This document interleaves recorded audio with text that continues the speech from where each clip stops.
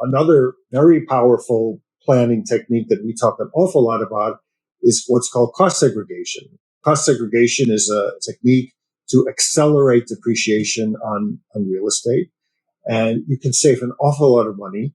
And with that tax savings, you can reinvest it into additional real estate. And that's how you build a portfolio. You can grow your portfolio using cost segregation.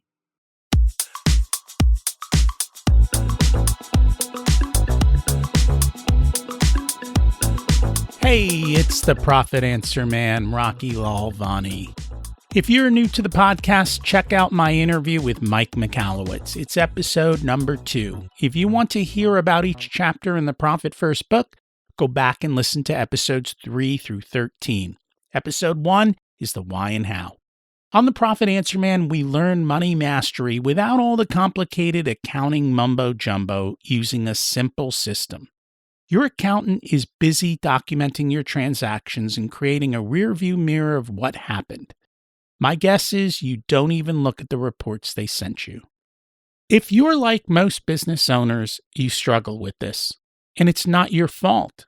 We aren't taught money in school, and accountants aren't taught how to be profitable. The Profit First system created by Mike Michalowicz works, and he certified me to help you implement the system in your business.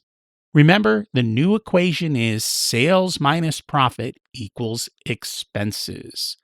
Let's face it, without cash flow, you can't pay your employees, buy needed materials, or pay your mortgage and support your family. I help you to do that and more, so you can focus on the parts of the business you love and receive the rewards for your labor and investment into your business. The stronger you are as a business owner, the more jobs you create, the better we are as a country. Small business owners are the backbone of America, and for that, you deserve to be well rewarded. Just remember, more revenue does not equal more profit. That's why we focus on the bottom line. I find that many business owners don't understand the different roles of bookkeepers, tax planners, and tax preparation people, and that they are all different skill sets, and you need to be sure that you are picking the right person for the right role. We'll cover that and some great tax planning tips today. Gary Massey is founder of Massey and Company CPA based in Atlanta. He's got 30 years of experience in tax prep, tax planning, and dealing with the IRS in problems. Let's meet him and see what we can learn. Welcome to the Profit Answer Man, Gary Massey. Thank you, Rocky. It's good to be here. And I'm excited to learn from you. Can you share a little bit about yourself and your business? Absolutely. So my name's Gary Massey, and I am a CPA. I've been doing this for about 30 years or so. And I have a firm based in Atlanta, and we serve clients throughout Georgia and throughout the United States. We're a growing firm, and we focus on the needs of small businesses and small business owners. Our focus is tax return preparation, tax planning, tax representation, which means solving tax problems for our clients, whether the problem is related to the IRS or to the State Department of Revenue. It could be an income tax issue or a sales tax issue, for example. And we also do accounting and bookkeeping for our business clients. So pretty much full service then. Yes. Yeah. But we're a boutique firm. We have about 12 people on staff. And a lot of us are now remote after COVID. And as I said, we serve clients throughout the United States.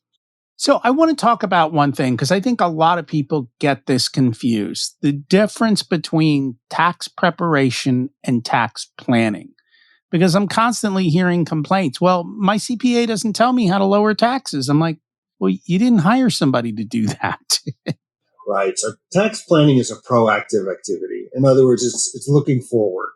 So right now we are recording this December 5th of 2023. There are still things to be done before the end of 2023. And if people listen to this in 24, there are things to be done then. So there's always something to be done going forward when you're doing tax planning. But once you get to the return, that's a backward activity. That's for the prior year. And when you get to that point, there's a limit as to how much you can do when the year closes. So that's the main difference, I would say, between planning and preparation. And I will say, starting in October, depending on the client, we start having conversations about, hey, pick up the phone and call your CPA or your tax person. What do we need to do between now and the end of the year? I don't want it to be a rush. I want it to be planned. What do we need to think about in order to help you reduce taxes? But I also like to do appropriate tax planning instead of just wasting money, which is what so many people do. And so it's a big push for that. So let's talk about that. What are some great ideas for tax planning where the business owner gets to essentially keep the money, or at least not just waste it on something they don't need just to get a tax deduction? Well, there's so much to be done, especially for people who own a business. And owning a business includes owning an operating business, whether you're an electrician or a plumber or an accountant or consultant or whatever. Those are all operating businesses. Also, there's real estate. Real estate is a business, and it brings with it tremendous amount of tax savings, tax planning and tax savings opportunities. So those are both areas of what I would call owning a business, and they bring with them opportunities for tax planning. People who don't have that, who are just employees, it's much more difficult for an employee to do tax planning. There are opportunities, but the opportunities are not quite as common. Okay. This particular conversation, I think we're really talking to business owners, right? So we're going to focus on business owners. Yeah. Okay. Our So we're going to listeners are focus all on business owners. So I will give you an example of something which I did myself, which I think is very, very powerful. So I have an S corporation, which I recommend for many of our clients. It's very powerful. So with an S corporation, however, there's one important requirement. It's called reasonable compensation. You have to pay yourself through payroll a reasonable amount of money, and that's reasonable is defined as if you were to go out and hire someone like yourself, how much would you pay them? But you consider it's like you have to look at all the hats that the person wears. They not only manage the company, but they perhaps take out the trash and they vacuum and they do bookkeeping and they do administration and all the different things. So you add all of it together and you figure out what reasonable compensation is. And if the IRS ever audits you, that's what they're going to be looking for. It's one of the key things in an audit of an S corporation is reasonable compensation. However, and there's an incentive for all of us as business owners to keep that number as low as possible in order to minimize payroll taxes. Okay? On the other hand, all of us have an important tax planning or financial planning incentive, and that's retirement planning. We want to be able to put money into our retirement plans, whether you have a 401k or a SEP or a pension or something like that. And the number that you can put into your retirement plan is generally a function of payroll. So you want your payroll to be high enough so that you can fund your retirement, but yet you want it to be not too high so you don't pay too much tax. So I call that the sweet spot. So we try to identify the sweet spot in terms of minimizing taxes and maximizing retirement plan contributions. Can you not put money from draws into a retirement plan then? So you could take out money from draws. Yes, you could do that, but that's not what we're talking about because draws themselves are not taxable or tax deductible. You've already paid tax on that. That's not a tax deduction. So let me rephrase that. If let's just say I have an S corp and I get $100,000 in salary, and I get $100,000 in a distribution on my K-1 because that was the other part of the profit of the business. Does that second $100,000 then qualify for retirement planning, or is it only the salary portion? Well, it's coming out of the salary. There's a percentage that you can put into your retirement plan. It's based on the salary, which are your W-2 wages. W-2 wages are subject to Social Security taxes. It's about 15, I forget the exact number, something like 15.2% or something similar to that. So if you keep that number lower, you're going to save on Social Security tax. However, you can't put as much into your retirement plan. So what I did myself, in cooperation with a good financial planner, is we did a calculation as to what I'm going to need for my retirement, how much I have to put in, and we set the wage amount so it would be at a minimum satisfactory to the IRS. That's called reasonable compensation. And at a maximum, it would give me what I need for my retirement. So this is where the financial planner and the CPA work together.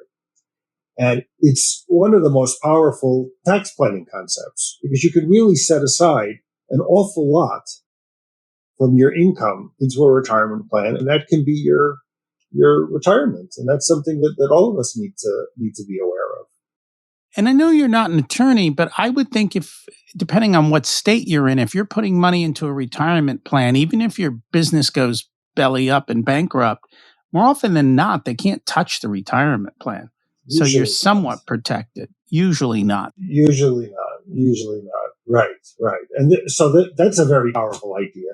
But there's a lot you can do. Anybody who has either real estate or has an operating business can do a lot of tax planning.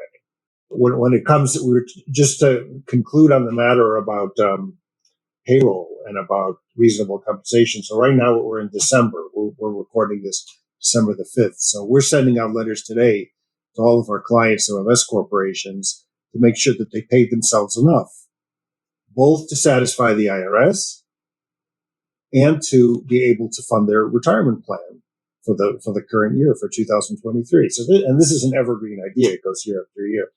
But it's very powerful. There are other things you could do. For example, I was speaking with another client today, and I said, we're at the end of December. If you need a computer, you may want to buy it now rather than waiting until the following year. So there's a lot of things like that you can do. Another very powerful planning technique that we talk an awful lot about is what's called cost segregation. Cost segregation is a technique to accelerate depreciation on real estate. And you can save an awful lot of money. And with that tax savings, you can reinvest it into additional real estate. And that's how you build a portfolio. You can grow your portfolio using cost segregation. Some of the other ones I know of, paying your kids. Yes. Right. Very good idea. You're allowed to have corporate meetings, right? Even in the Caribbean? Yes, that's right. That's one of my favorite ideas. If you have a board of directors, you can have the meeting wherever you want. Just make sure that you keep records of what you talked about, why they're there, what the business purpose of that meeting is, and then you can do that. Absolutely. Hiring the kids or hiring any family member is a great idea to be transferring money, whether it's to someone you want to support within your family, like one of your uncles or whatever, your unfortunate cousin who has having troubles. You can do that. It's a way of transferring money with a tax deduction. Or, as I always say, I think it's a great way to teach kids about entrepreneurship and fiscal responsibility. Give them something to do. If it's a legitimate business activity, even if it's copying or answering the phones or shredding papers or whatever, it doesn't matter. It teaches them. And I think that's just a great activity for a family. You can also fund the kids' Roth IRAs then. So you're teaching them how to save. That's right. Delayed gratification. Right. Never pay tax on that money ever. That's absolutely right. That's absolutely correct. What are some other creative ways we can do some tax planning?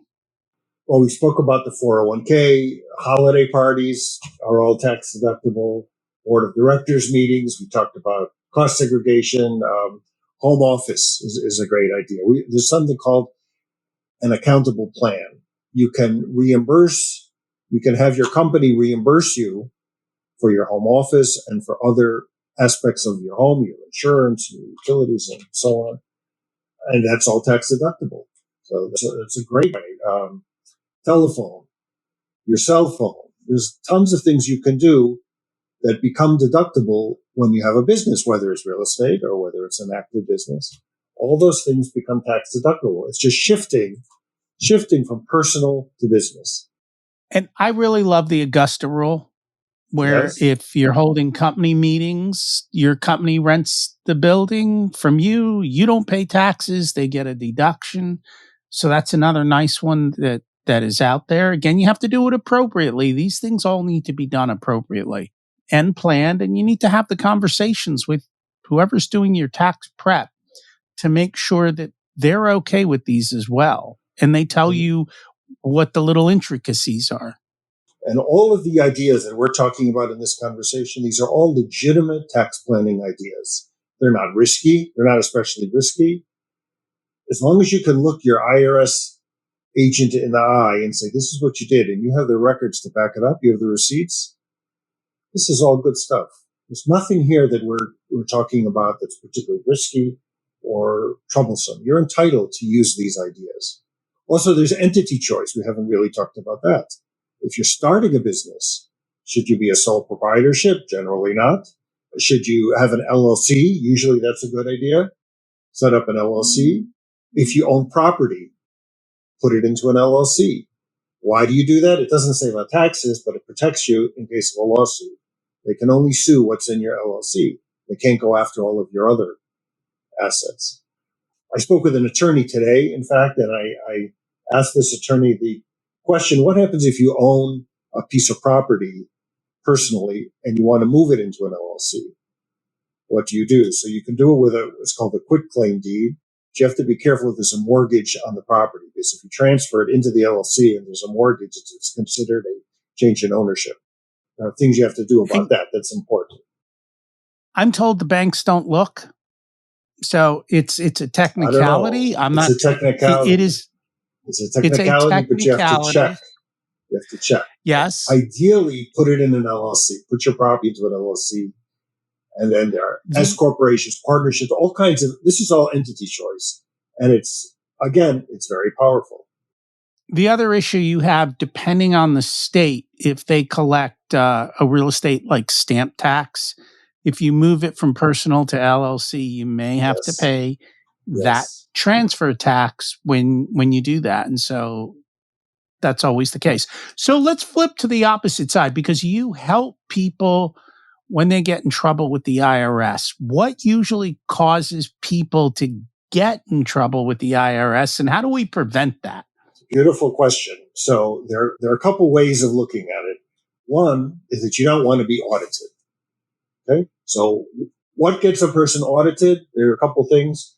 If you have an expense that is out of the norm, out of the average, that increases your chances of being audited. You're entitled to deduct whatever's a legitimate business expense.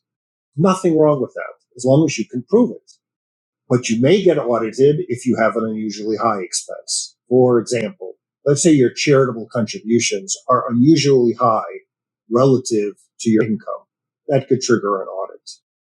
Or if you have a business expense, like let's say advertising. Your advertising expense, which is a legitimate business expense, is high relative to your earnings from the business. But we don't know exactly what those numbers are, what's considered normal, but we have a sense of what's normal. I have a sense of what's normal. Question. Most businesses don't get credit for charitable donations, correct? It would flow to your personal return? Correct. When I mentioned charitable, that was in reference to an individual being audited. On the business side, we're more talking about business expenses. And of course, some areas are riskier than others. Business side, meals and entertainment, or meals are a high risk area because they tend to be an area where people abuse. It's an abusive area. So you have to be careful. If you do have business meals, make sure you have receipts. And on the receipt, write down who you had the meal with and what the business purpose is, what you discussed. And as long as you can pull out those receipts, you'll be fine. Either keep them in a folder, or better yet, take a picture with your cell phone and save them somewhere. You can download it into QuickBooks or save it into some kind of file, electronic file, and just keep that. That's the best thing to do. So that's on the audit side.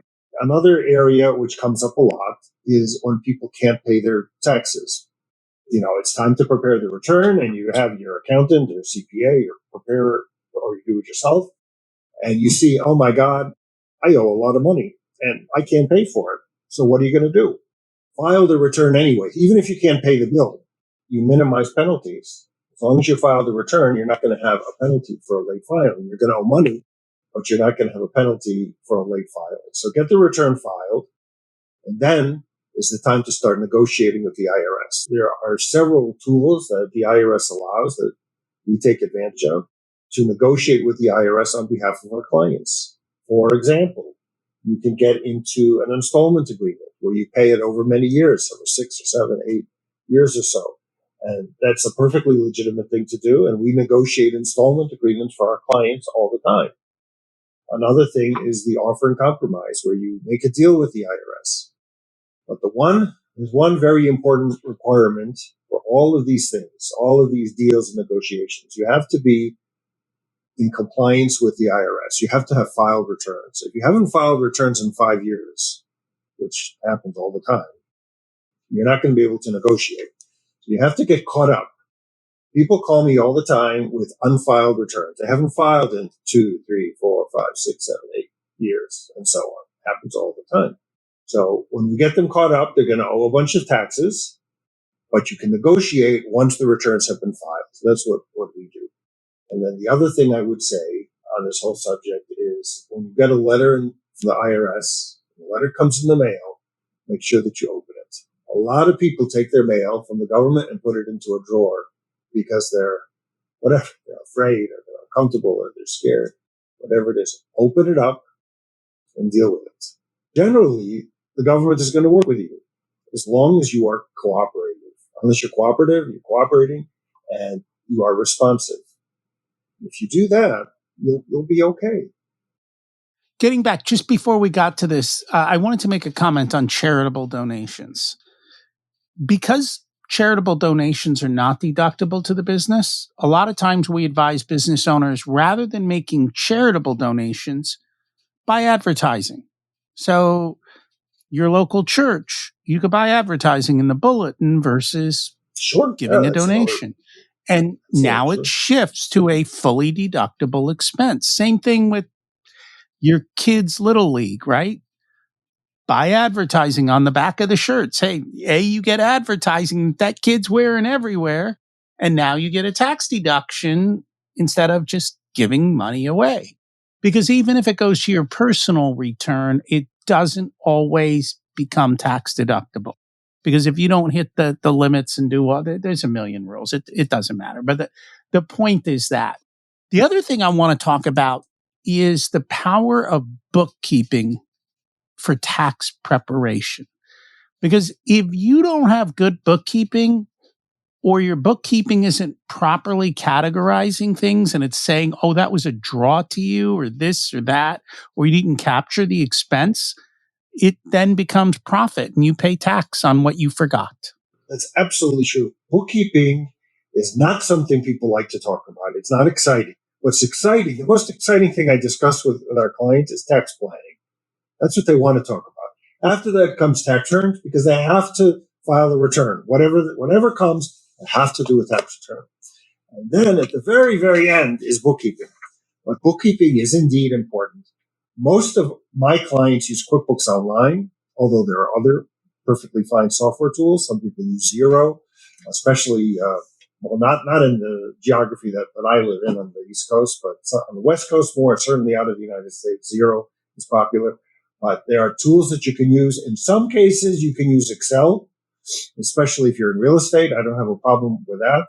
But if you have any kind of an operating business, like you said before, if you're an electrician or a plumber or a consultant or accountant or doctor or whatever, you have to have some kind of books.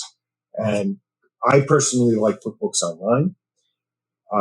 Use it and make sure you have a clean set of books. Clean means who owes you money, what bills you paid, who you paid it to. You're going to need to know that when you do 1099s, we should mention that. 1099s are due at the end of January. If you paid contractors more than $600 per year, you have to do a 1099. Make sure you go to your accountant or your preparer or whoever it is, talk about 1099s. And our rule is you don't pay somebody until they give you the 1099, because that's the only time you're going to get them to give you your 1099. Right. So you withhold payment so that they have skin in the game to give you That's a good practical piece of advice. Yes. simple stuff. So it's very important. And one thing, Rocky, we should just mention is bank reconciliations. Another very boring topic, but all a bank reconciliation means is that you've checked your books and that they tie to the bank. You know that the money coming in and the money going out, it equals what's in the bank. Somebody should do it once a month, at least once a month or once every couple months. That's how you know that your books are clean. That's just a good piece of practical advice. And I agree with that. There's some new rule that's come out about reporting LLCs and ownership now. Do you know much about that? That's a brand new thing. It has to do with, it's called, I can't remember the exact name. It's a brand new rule that just came out very recently. I believe it's effective January 1 of 2024, where you have to report the ownership of businesses. It's just about every business in the United States, including LLCs. So we're going to be sending out information. Anybody who's interested, they can reach out to me, and I'm happy to provide them with information as to how we're all going to be doing it. But it's a new thing we have to comply with. It has to do with ownership of businesses. That's not an IRS rule. I think it's a Treasury Department rule, but it is something brand new that we have to comply with. The other thing of a practical nature, I just want to mention, we haven't really talked about it yet, is tax payments. If you own a business, you have to pay quarterly taxes. Not everybody knows that, but you do. You have to pay quarterly taxes, and that's how you keep on top of your tax burden. Otherwise, you're going to owe a ton of money at the end of the year, and you may not be ready for it, and you'll be subject to interest and penalties. Make sure that either you're doing quarterly taxes or you're taking enough withholding out of your payroll to cover taxes. That's another nice way of doing it, so you don't have to remember to do quarterly taxes. The other thing I tell business owners is if your business profitability has changed, you should have a conversation with your tax prep person every quarter, because if all of a sudden you're making a lot more money, you might need to make an extra payment. Or if things went south this year, you might be overpaying. And yeah, so that's right. It's just kind of keeping on top. Of course, there's always the safe harbor. If you pay 110% of last year, you don't have to worry about the penalties and interest, correct? That's right. But who wants to be in a situation where you owe a whole bunch of money that you can't pay? So it's better to keep up with it throughout the year, stay current, stay on top of it. If anything comes up, the IRS is going to know that you're a good citizen, and they can work with you. And that's why we like Profit First, because our tax money is ready and waiting. When tax time comes, we can stroke a check, and even if it's a big check, it's no big deal because the cash is there. So at least we're not freaking out. That's great. That's kind of the key. It's always staying on top of cash flow. What are some of the biggest issues that you see business owners, or mistakes that they make in running their business when it comes to finances? Some of them we've already touched on. People who don't pay their taxes currently is a big one. Messy bookkeeping, because people hate bookkeeping, and it's not that easy. In truth, it's not that easy. The software is not that easy, especially if you have a lot of transactions. People are paying you, and money's going in, money's going out. And the more complicated your business is and the more transactions you have, the more difficult it becomes. You have to stay on top of it and keep your books clean. That's very important. Those are the important things. And then as we've said, with tax planning, there are things you can do throughout the year to reduce taxes, like when you buy equipment, those kind of things. So those are the things I would say that are important. Keep on top of it, be organized. If you make payments, know who you're paying it to. Don't use cash that's hard to track. Those kind of things. Simple, basic stuff. If people would like to learn more about you and your firm, what's the best place for them to find you? Sure. So we have a website, Massey and Company CPA.com. They're welcome to check us out there. We have lots of articles on tax planning as well as tax problems. and how to solve tax problems and tax returns. So happy to speak with anybody, so they can come to our website. They are welcome to email me, and hopefully you'll put the email address into the show notes, but it's Gary.Massey@Massey and Company CPA.com.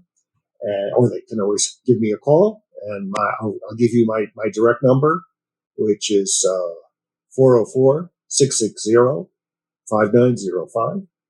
And just try to call not late at night, but so please be respectful of that number. Try to call during the day. And or my team and I love working with small business owners. We love helping businesses grow. We are a growing small business ourselves, and we like working with small businesses and working with good people, and we welcome them to call us. And we'll put that all in the show notes. Thank you so much for joining us. It's my pleasure. Happy to be here. I suggest you do tax planning all year long and make sure your books are properly closed out every month. What we didn't talk about is what we do, which is to coordinate all these roles and to take information they provide to help you have a more profitable and cash flowing business. Because you don't need more resources, you need to be more resourceful. Remember to focus on the bottom line. We can help ensure that happens. If you'd like for us to be a part of your profitability journey, we have different programs available ranging from do-it-yourself to one-on-one coaching. Our course, The Profit Blueprint, teaches you everything you need to know to transform your profitability. There are 3 different tiers ranging from DIY to done with you so that businesses of all sizes can get the support that's best. Join the waitlist in the show notes to get more information and be a part of the next cohort. If you want a done-for-you service, you can hire us as your Chief Profitability Officers. We only work with a handful of clients, so they all get our full attention. We work with business owners who have or are growing to $500,000 to $10 million in revenue. You can use the scheduling link in the show notes to get on our calendar for a good fit conversation to see if we're the right people to support you and how we can help you. Remember to check out my other podcast, Richer Soul, where we talk about how to live the ultimate life and be the best business owner you can be. As we close out, let's repeat the mantra. Revenue is vanity, profit is sanity, and cash is king. Have an abundant and profitable week.